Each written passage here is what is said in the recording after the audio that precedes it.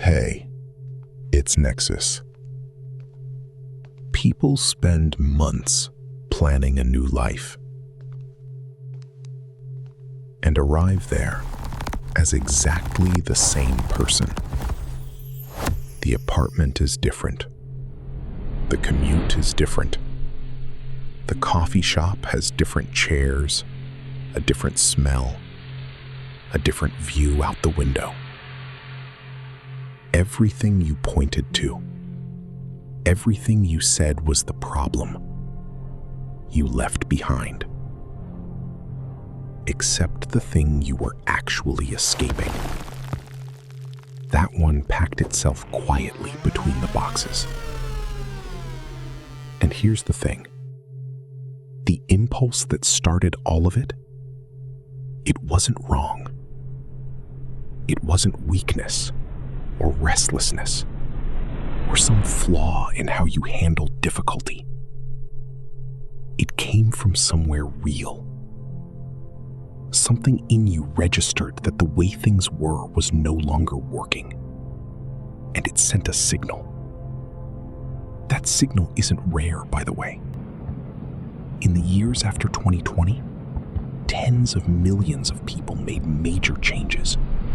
New jobs, new cities, new lives. All of them following the same pole. All of them responding to something real. What we're going to look at is what that signal actually is, and why it almost always points outward when the source might be somewhere else entirely.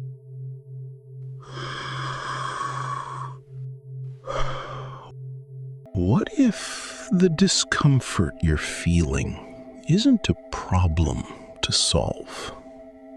What if it's more like a message?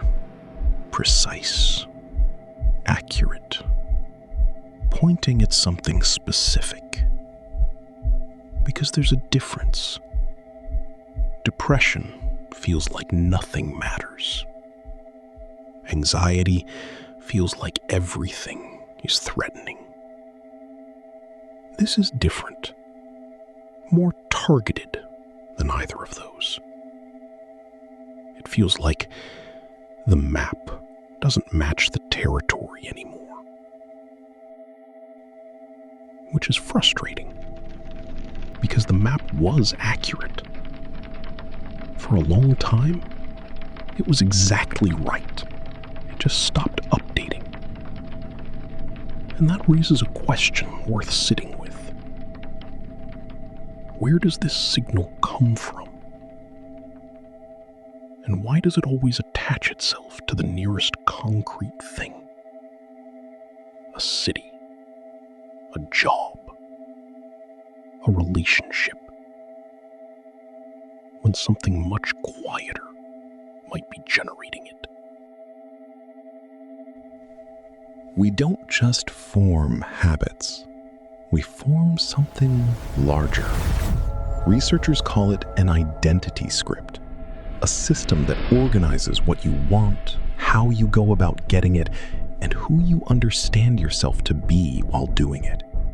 It's not a list of behaviors. It's closer to a whole way of reading the world and your place in it. And this script doesn't wait to be chosen. It runs below conscious decision-making.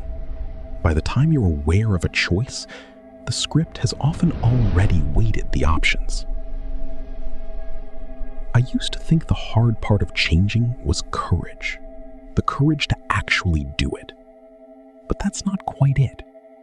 You can't change a script you don't know you're running. Which, admittedly, is the kind of thing that sounds obvious once someone says it. The script isn't a flaw. For most of human history, it was survival.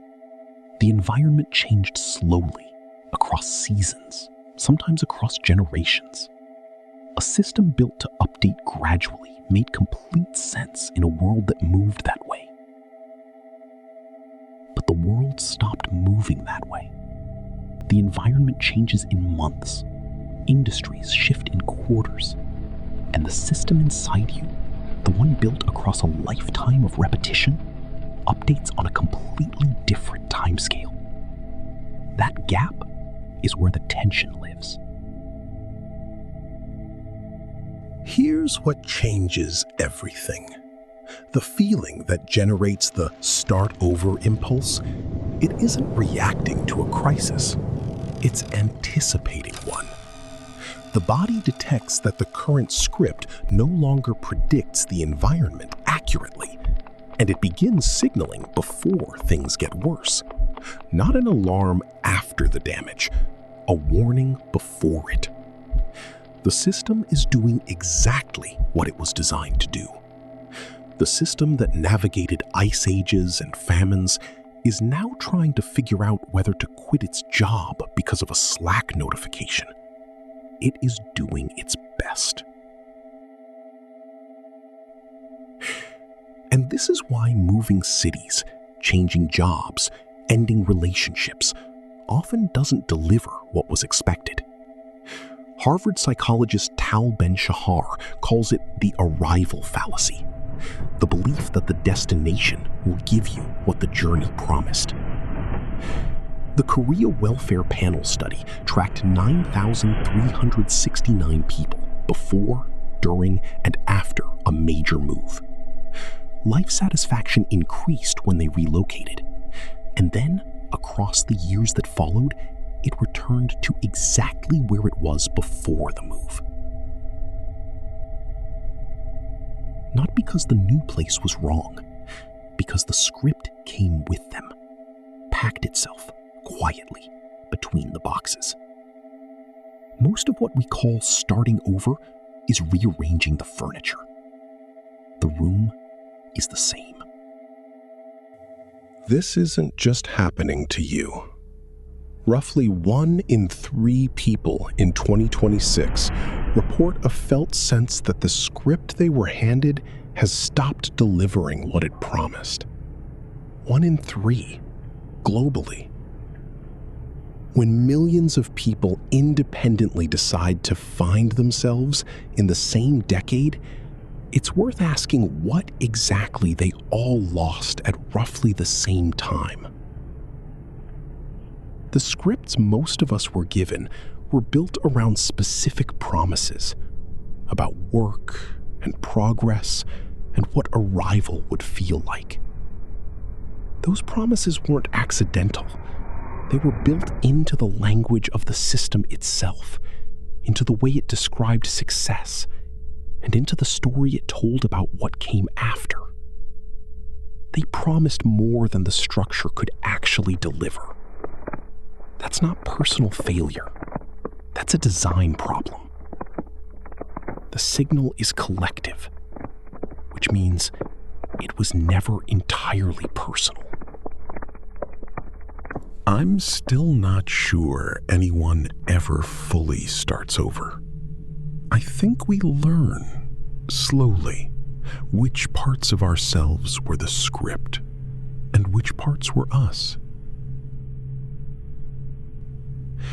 And I'm still not sure where one ends and the other begins.